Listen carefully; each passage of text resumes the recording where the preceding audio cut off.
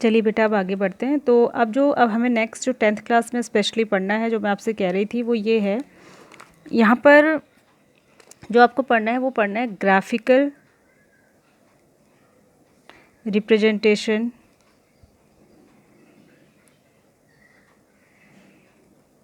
Of polynomials. आपको polynomials का graphical representation पढ़ना है, ठीक है। तो ग्राफिकल रिप्रेजेंटेशन आप पढ़ें इससे पहले आपको एक चीज़ बहुत ही क्लियर होनी चाहिए कि जो पॉलिनोमियल होती है उनकी स्टैंडर्ड फॉर्म क्या होती है। Standard form of different polynomials, ठीक है। जब तक आपको ये क्लियर नहीं होगा तो आप ग्राफिकल रिप्रेजेंटेशन नहीं कर पाएंगे, ठीक है। ग्राफ पेपर पे आपको पॉलिनोमियल का ग्राफ ड्रॉ करना है, ठीक है। तो सबसे पहले जो होता है वो होता है लीनियर पॉलिनोमियल। तो लीनियर पॉलिनोमियल का जो ग्राफिकल रिप्रेजेंटेशन होता है वो होता है ए एक्स प्लस बी, और इसको ऐसे भी लिखते हैं y equals to a x plus b. ये जो होती है वो लीनियर पॉलिनोमियल की इक्वेशन होती है। Standard form of the linear polynomial होता है, ठीक है। क्या होता है, y equals to a x plus b. यहाँ पर वेयर जो एक्स है वो तो वेरिएबल है, यानी कि एक्स क्या वाई भी वेरिएबल है, एक्स एंड वाई तो वेरिएबल हैं, और जो ए और बी हैं वो कांस्टेंट होंगे। कांस्टेंट माने कोई भी नंबर्स होंगे। ये स्टैंडर्ड फॉर्म है। स्टैंडर्ड फॉर्म का क्या मतलब हुआ, जैसे कि आपकी क्लास में अलग अलग नाम के बच्चे हैं, स्पेसिफिकली नाम के अलग अलग नाम है बच्चों के, ठीक है। लेकिन कंबाइंड फॉर्म में, जनरल फॉर्म में उनको क्या कहते हैं, स्टूडेंट्स कहते हैं, ठीक है। तो उनकी उनका एक जनरल नेम, अगर क्लास 10th के हर बच्चे का एक जनरल नेम कहें, जनरली हम उसको किस से रिप्रेजेंट करेंगे, किस चीज़ से पॉइंट आउट करेंगे, तो वो स्टूडेंट्स ऑफ क्लास 10th है, ठीक है। तो इसी तरीके से ये जो होता है general formula of the linear equation होता है। इसमें जो है ए बी की वैल्यू चेंज हो सकती है। तो यहाँ पर इसका हम यूज़ करते हैं जब हम इसका ग्राफ खींचेंगे। जनरली इसको लाइन की इक्वेशन भी कहते हैं, equation of a line. Linear का मतलब ये लाइन होता है।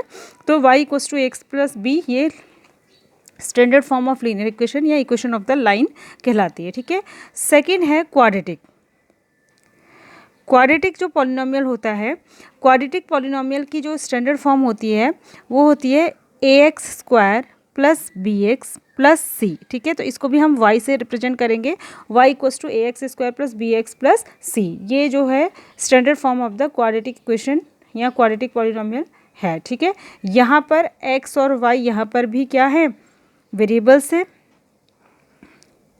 और a b और c जो हैं ये कांस्टेंट होंगे, यानी कि कोई भी नंबर्स होंगे, ठीक है। आप समझ रहे होंगे मेरी बात। फिर होती है क्यूबिक इक्वेशन, ठीक है। क्यूबिक इक्वेशन या क्यूबिक पॉलिनोमियल, तो वो होती है a x cube plus b x square plus c x plus d. तो ये उसकी स्टैंडर्ड फॉर्म है। वाई इक्वल्स टू लेंगे इसको भी, तो ये standard form of the cubic equation या standard form of the cubic polynomial है। इसमें भी एक्स और वाई जो होंगे वो वेरिएबल होंगे आपके, ठीक है। और जो ए बी सी और डी होंगे ये कांस्टेंट होंगे, यानी कि ये कोई ना कोई नंबर होगा, ठीक है। अब इसमें एक चीज़ और पूछी जाती है, कोफिशिएंट, ठीक है। कोफिशिएंट जैसे अगर ये जो y equals to a x plus b है, एक लाइन की क्वेश्चन है, अगर उसमें तुम्हें पूछा जाए कि x का कोफिशिएंट क्या है, यानी कि x का कोफिशिएंट माने जो x के साथ मल्टीप्लाइड नंबर है, तो पूछा जाएगा x का कोफिशिएंट क्या है, वो a है, ठीक है। इसी तरीके से यहाँ पूछा जाए कि एक्स स्क्वायर का कोफिशिएंट क्या है, तो a है, x का कोफिशिएंट क्या है, तो b है, और टोटली कांस्टेंट टर्म क्या है, तो c है, ठीक है। c बिल्कुल कांस्टेंट होता है, इसके साथ कोई भी वेरिएबल मल्टीप्लाइड नहीं होता। इसी तरीके से क्यूबिक में अगर पूछा जाए एक्स क्यूब का कोफिशिएंट क्या है, a, एक्स क्यूब के साथ जो नंबर मल्टीप्लाइड है, मान लिया कि अगर यहाँ पे 2x क्यूब लिखा होता तो 2 जो है एक्स क्यूब का कोफिशिएंट हो जाता। इसी तरीके से एक्स स्क्वायर का कोफिशिएंट क्या है, b, जो इसके साथ मल्टीप्लाइड नंबर होगा। इसी तरीके से x का कोफिशिएंट क्या होगा, c, और टोटली कांस्टेंट टर्म क्या होगी, d। तो ये कहलाते हैं इनके कोफिशिएंट्स, ठीक है। तो एक चीज़ तो इसमें ये हुई। अब हम आएंगे इनके ग्राफिकल रिप्रेजेंटेशन में, ठीक है। तो जैसे अगर हमें y equals to a x plus b, ठीक है, y equals to a x plus b, ये एक लाइन की क्वेश्चन है, और अगर हमें इसका ग्राफ ड्रॉ करना है, अगर y = ax + b का हमको ग्राफ ड्रॉ करना है, ठीक है, तो उसके लिए हमको क्या करने पड़ेंगे, एटलीस्ट इसके 2 सॉल्यूशन हमारे पास होने चाहिए, ठीक है, एटलीस्ट हमें x और y की दो दो वैल्यू चाहिए जिससे कि हम ग्राफ ड्रॉ कर सकें। क्यों चाहिए दो दो वैल्यू इसलिए चाहिए कि आपको पता है जब भी आपके पास ग्राफ पेपर है, जैसे ग्राफ पेपर में आप देखते हैं कि आपके पास एक y एक्सेस होती है, एक x एक्सेस होती है, ठीक है, एक x एक्सेस होती है, लाइन सीधी नहीं खींच पा रही है, x एक्सेस है और y y एक्सेस है और ये ओरिजिन है, ठीक है, यहाँ इसकी वैल्यू 0 0 होती है।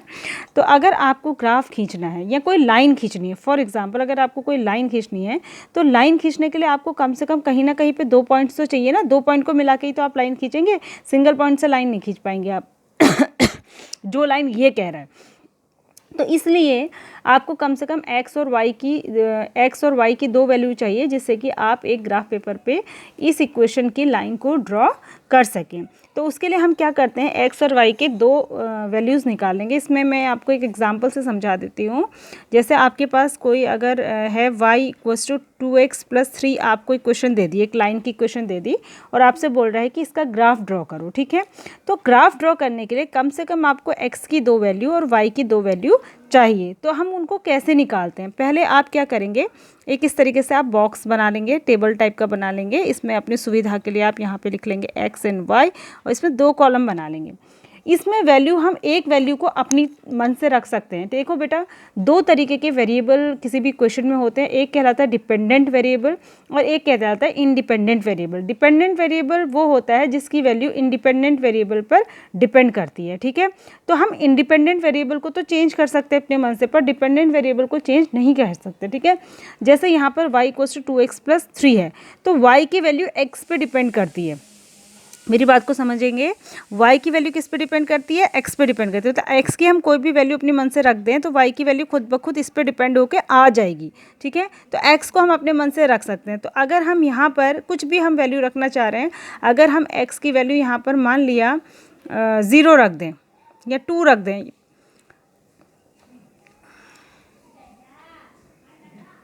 अगर हम x की वैल्यू यहाँ पे 2 रख दें, चलिए पहले 0 से स्टार्ट कर लेते हैं, 0 रख देते हैं। मान लिया मैंने x की वैल्यू 0 रख लिया। आप चाहे तो आप इसको कैलकुलेट करके भी देख सकते हैं, y = x की जगह आपने 0 रख दिया +3, तो ये हो जाएगा 0 + 3 यानी कि 3, यानी कि y की वैल्यू 3 आ गई। x की वैल्यू 0 रखने पर y की वैल्यू 3 आ गई। यहाँ इसमें आप फिल कर लेंगे, ठीक है। ओरली भी हम कर सकते हैं, यहाँ पर x की वैल्यू 0 रखने पर आपको पता है ये टर्म 0 हो जाएगी, तो y = 3 बचेगा। ऐसे ही x की वैल्यू जब आप 2 रखेंगे तो 2 2 जा 4 और 4 और 3 7, तो x की वैल्यू 2 रखने पर y की वैल्यू कितनी बन जाएगी, 7।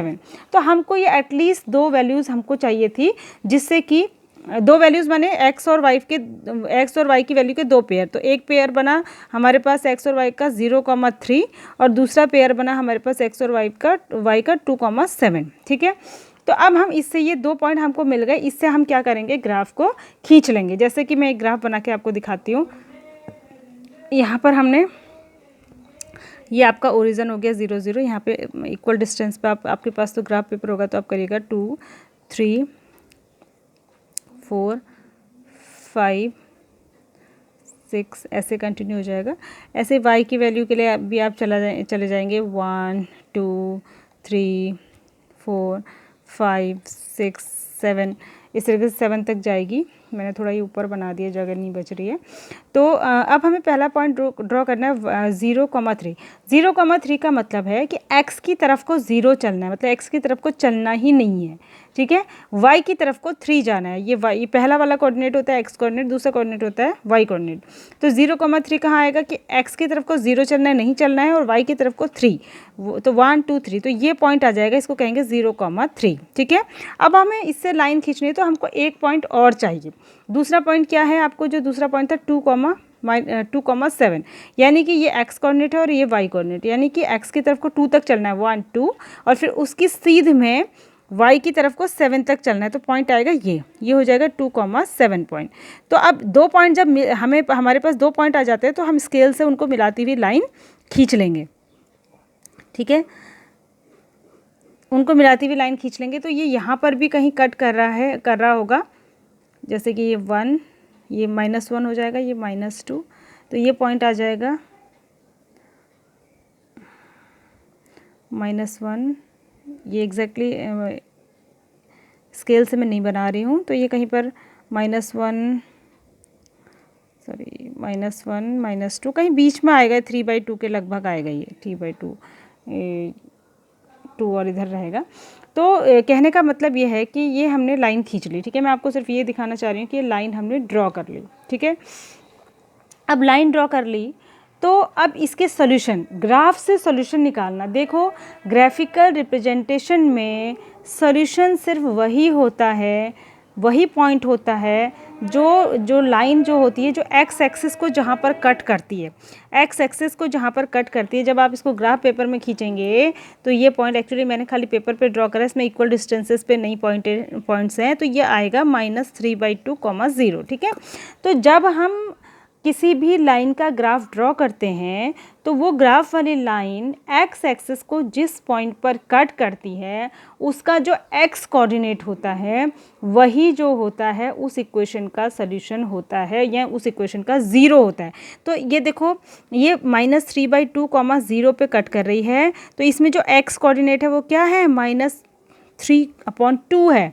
तो यही जो है वो इस लीनियर इक्वेशन का सॉल्यूशन है या इस लीनियर इक्वेशन का ज़ीरो है। ज़ीरो कैसे है कि अगर हम x की ये वैल्यू यहाँ पे रख देंगे तो ये इक्वेशन ज़ीरो हो जाएगी। देखिए x की जगह मैं आपको करके दिखा रही हूँ, अगर मैं x की जगह यहाँ पर जो है -3/2 रख देती हूँ तो ये 2 से +3 भी है इसमें, तो ये 2 से 2 कैंसिल, बचा -3 +3 और ये ज़ीरो हो गया। तो यानी कि x की ये वैल्यू रखने पर किस में, इक्वेशन में, जो इक्वेशन गिवन थी उसमें x की ये वैल्यू रखने पर इक्वेशन ज़ीरो हो जा रही है। तो ये जो कहलाएगा वो क्या कहलाएगा, इक्वेशन का ज़ीरो कहलाएगा, ठीक है। तो अगर हमें कोई ग्राफ दिया है और ग्राफ देखकर हमें बताना है कि उस इक्वेशन का ज़ीरो या उस इक्वेशन का सॉल्यूशन क्या है, तो आप ये देखेंगे सिर्फ कि वो जो लाइन है वो एक्स एक्सिस को कहाँ पर कट कर रही है, ठीक है।